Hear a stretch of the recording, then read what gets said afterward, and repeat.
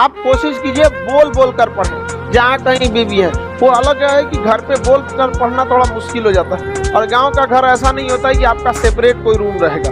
हाँ, खेत वोत में जाके बैठ के पढ़ाई करो, अब तो नेट हर जगह पहुंच गया। लेकिन कुछ भी करिए, वो लोग पागले कहे आपको, लेकिन आपको क्या करना है, बोल के पढ़ना है। इससे क्या है ना कि आपका पूरी ज्ञानेंद्रियां काम करती हैं। जब भी जीभ से कोई आवाज निकलती है ना, तो पूरा ब्रेन उस पर ध्यान देता है। हेलो दोस्तों, नमस्कार। मैं आपका दोस्त सुनील और आप देख रहे हैं मौज मस्ती एजुकेशन। इस चैनल पर आपका स्वागत है। मैं आपके लिए लेकर आया हूं 2023 का बेस्ट मोटिवेशन वीडियो। आप एक विद्यार्थी हैं तो वीडियो को एंड तक जरूर देखें, तभी आप जान पाओगे कि आपको पढ़ाई कैसे करना है और कब करना है, जो लंबे समय तक आपको याद रहे। यदि दोस्तों आप इस चैनल पर नए हो तो चैनल को जल्दी से सब्सक्राइब जरूर कर ले और अपना प्यार दे।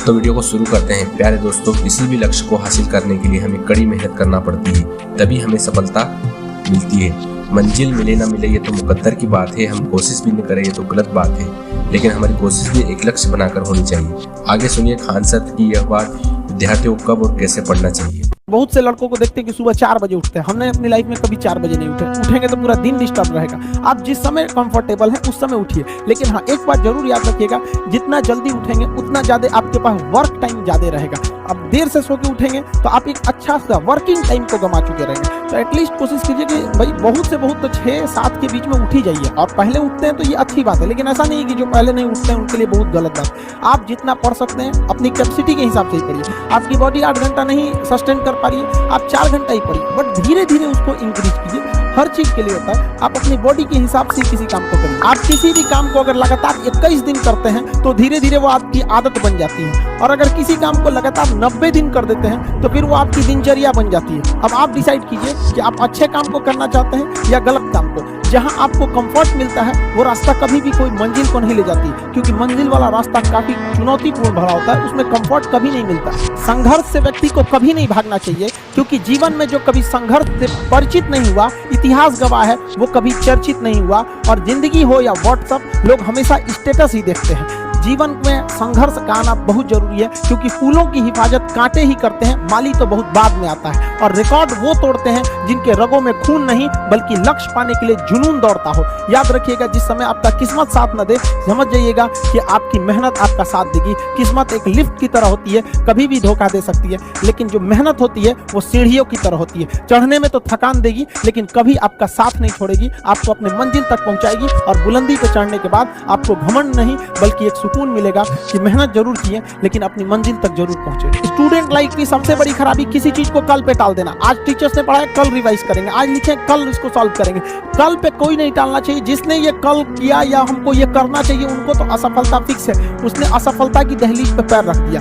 जिसने किया कल, दिन गया टल। जिसने कहा परसों, बीत गए बरसों। और जिसने कहा आज, उसी ने किया राज। जीवन में संस्कार का भी बहुत बड़ा मोल होता है। आप अपने विचारों से स्वतंत्र रहिए, लेकिन संस्कारों से बंधे रहिए। कभी भी अहंकार मत रखिए, क्योंकि आप कितनी भी बुलंदी पर क्यों न चले जाएं, लेकिन याद रखिएगा, आसमान में बैठने की जगह नहीं होती है। जो भी बुलंदी पे जाएगा उसको एक ना एक दिन, आज नहीं तो कल, उसको वापस इस धरती पर आना है। इसलिए बुलंदी को देखकर बहुत जल्दी घमंड में नहीं आना चाहिए। और हमेशा याद रखिए, बड़े बुजुर्गों से मिलकर बैठना चाहिए, उनसे बातें करना चाहिए। बड़े नायाब होते हैं ये लोग, कुछ लम्हों में जिंदगी के तजुर्बे बता देते हैं। याद रखिएगा, समय, सम्मान और विश्वास, ये 3 ऐसी चीजें होती हैं जो एक बार अगर हाथ से चली गई तो फिर दोबारा लौट के कभी नहीं आती। जीवन में सबके प्रति दया का भाव रखना चाहिए। और सबसे बेशर्म चीज अगर कोई इस दुनिया में है तो वो गरीबी है। कमबख्त उम्र का भी ख्याल नहीं रखती है। और किसी के वक्त का मजाक मत उड़ाइएगा जनाब, ये वक्त है, सबके चेहरे याद रखता है। सबके प्रति दया और आदर की भावना रखिएगा। कभी जानवर मिले तो उनके लिए भी 2 रोटी निकाल लीजिएगा, क्योंकि जनाब इन्हें नहीं पता है कि खाने के लिए पैसे देने पड़ते हैं। हम सब टीचर्स डे मनाते हैं, मदर डे, फादर डे, कई सारे डे को मनाते हैं। काश एक रोटी डे होता कि कम से कम उस दिन तो देश के गरीबों को भरपेट खाना मिल सकता था। ये जिंदगी है, इसे सीखना बड़ा मुश्किल होता है, क्योंकि जब तक ये समझ में आती है ये आधी खत्म हो चुकी रहती है। इस जिंदगी में आप चाहेंगे कुछ, मिलेगा कुछ, बनना कुछ और रहे। बहुत ही ज्यादा अनसर्टेनिटी होती है इस जिंदगी में। हर कदम पर हमें कुछ ठोकरें लगती हैं और हमें कुछ ना कुछ सीखने को मिलता है। अगर बात करेंगे इस साल की, तो टीचर ऑफ द ईयर, इस बार टीचर ऑफ द ईयर कहेंगे तो कोविड-19 को कहेंगे, क्योंकि इसने बहुत अच्छों को सिखा दिया कि वो क्या थे। चंद गज 2 गज जमीन में दफनाया गया उसे जो करोड़ों का मालिक हुआ करता था।